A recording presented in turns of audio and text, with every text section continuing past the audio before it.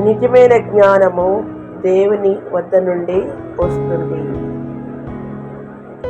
సామెతలు 2:6 యెహోవాయే జ్ఞానమిచ్చువాడు, తెలివియు వివేచనయు ఆయన నోటి నుండి వచ్చును.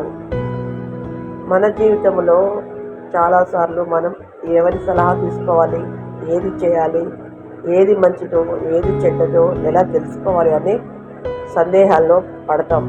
కానీ ఈ వాక్యం మనకు ఒక స్పష్టమైన సమాధానం ఇస్తుంది. దేవుని వాక్యమే మనకు నిజమైన జ్ఞానానికి మూలం.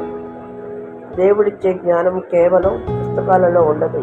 ఆయన వాక్యంలో, ఆయన సన్నిధిలో సమయం గడిపినప్పుడు మన మనసులోకి వెలుగులా వస్తుంది. ప్రపంచం ఇచ్చే జ్ఞానం మనకు గర్వం తెస్తుంది, కానీ దేవుడిచ్చే జ్ఞానం వినయాన్ని, శాంతిని, నిర్ణయ శక్తిని ఇస్తుంది. కాబట్టి ప్రతి ఉదయం మనం ప్రార్థిస్తూ ఇలా అడగాలి: ప్రభువా, నాకు నీ జ్ఞానం ఇవ్వు, నీ మార్గాలు నేర్పు. అప్పుడు నీ ప్రతి అడుగు ఆయన చిత్త ప్రకారమే జరుగుతుంది. నీ మాటలు జ్ఞానంతో నిండిపోతాయి.